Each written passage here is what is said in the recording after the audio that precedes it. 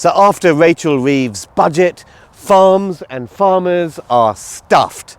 And here's why you should care about it as a property investor or even just as a citizen here of the UK. Now, if you're new to this channel, make sure you subscribe, hit the bell icon. We put out videos each and every week, all dedicated to keeping you on top of your property investing game.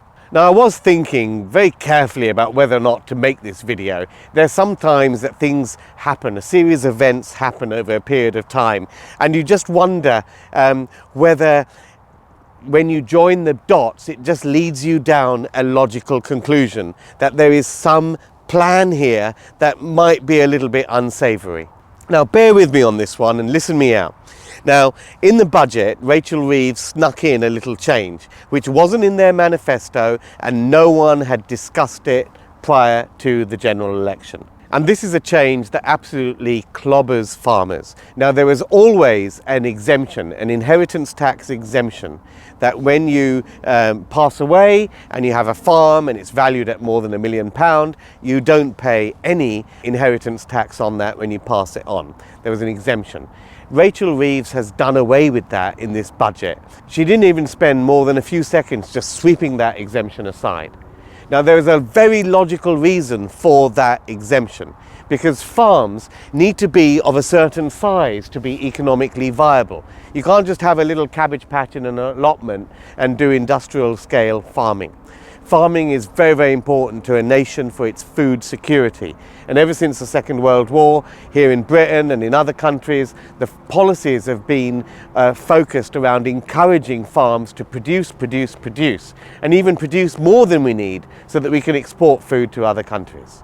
And that's why this exemption, this IHT, inheritance tax exemption, was always in place. Because the last thing you want is a farm like this, when the farmer passes away, that half of it needs to be sold just to pay the inheritance tax. Because if you do that and you start to fragment the farm, you decrease the economic viability of what's left of that farm.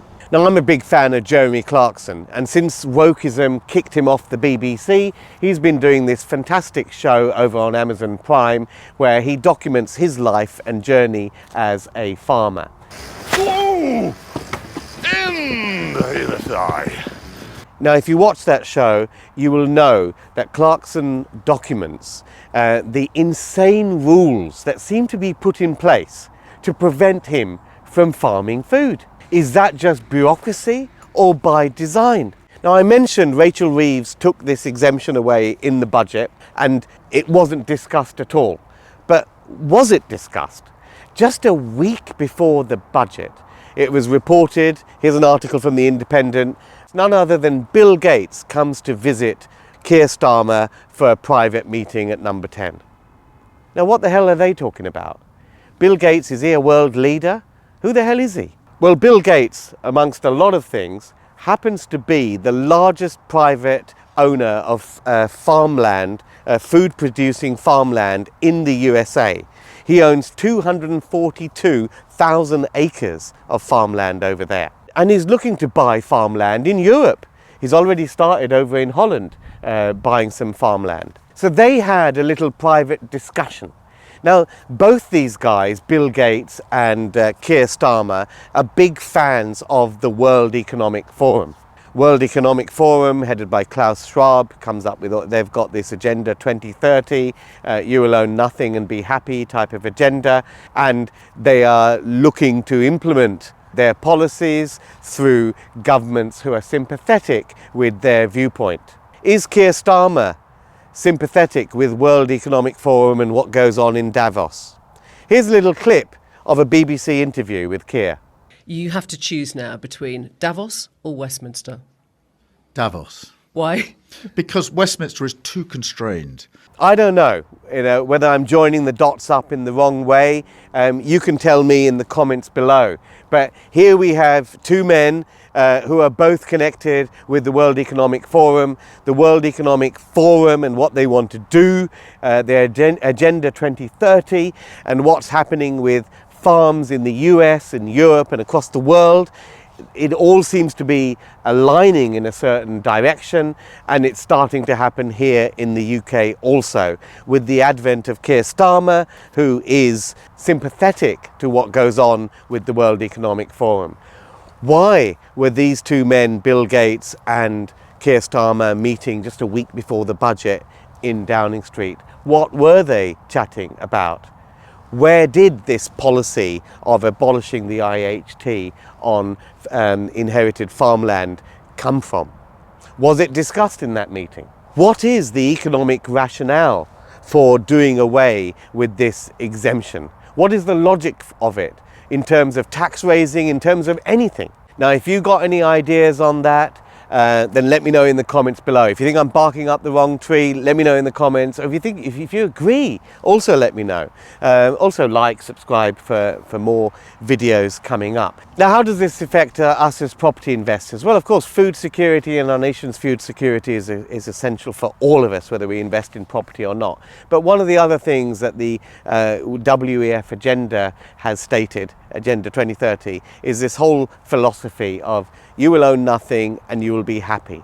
It's like a communist ideology where the rules and assets and everything like that are basically owned by a consortium of globalist organizations and powers, and individuals and smaller businesses really don't have much of a role to play. Now, if you take that to the logical conclusion in property, you can see some movements in recent years which seem to be going in that sort of direction. Now, we saw George Osborne several years ago bring in Section 24, the tax on mortgage interest when you own properties in your own name, which is very much encouraging corporations, limited companies, to own properties. The Renters' Rights Bill that's just come in has made it increasingly more difficult for landlords who just have one or two properties, but more favourable for companies that have an economy of scale in terms of they have larger portfolio properties under their belt. We are starting to see now smaller landlords, accidental landlords with just one or two properties, say they want to sell. But Lloyds Bank come out saying that they want to buy 50,000 properties to let out in the UK and be the largest UK private landlord. Is this a good thing for anybody? I don't think so. I mean, from the tenant's point of view, it's an absolute disaster. Try getting any help out of any bank from a call centre to do anything. Do you think they're going to be rushing around to fix your leaky tap? Or is it better that you deal with a private landlord with a small portfolio of properties who can give that hand-on care and attention? Now, remember, there's been a lot of talk about rogue landlords and people that don't look after their properties, which has been blown up beyond all proportion. All surveys have shown that the vast majority of tenants are happy with the service that they're getting from their landlords, and they're happy with the quality and maintenance of the rental properties that they live in the private sector. The problems actually are in public sector housing, where a lot of councils and housing associations have been exempt from rules and standards and legislation that affect housing standards in the private sector. So what do we all need to do? What we need to do is basically go big or go home. We've got to, there's no point having one or two properties in your own name and managing that as a buy-to-let portfolio. You've got to look to build a portfolio of properties and have them in a limited company. Now, a lot of these big build-to-rent companies will be owning multiple rental units under one roof. That's where you have economies of scale. So it's not a case of having a property here and a property there and a property there. It's about trying to build and operate multiple properties, multiple rental units under one roof. Whether that is an HMO where you have 6 rooms under one roof, or it's a commercial to residential conversion where you've made 4, 5 or even 50 flats in one former commercial building. Then you have the economies of scale, which makes compliance to over-regulation actually economically viable. And only those people will survive. So those are my thoughts. It's a bit of a rant. I'd love to know your views. Comment below. Don't go away without liking and subscribing for more of these videos coming up. The Baker Street Property Meet is the UK's largest and #1 property investors networking event. The property market is going through monumental change right now, and at Baker Street Property Meet we aim to keep you up to date with the latest tips and tricks and insider tactics to help you keep on top of your property investing game and succeed in these troubled economic times. The Baker Street Property Meet is fundamentally about networking, because it's not what you know, it's who you know. And at Baker Street we aim to connect you with the people to make your property journey a monumental success. There's no better place to be to further your property investment journey than the Baker Street Property Meet. So make sure you're here, you're connecting with myself and Andrew Roberts, our expert guest speakers, and 300 passionate property people each and every month. See you at the next meet. Get your spot at bakerstreetpropertymeet.com.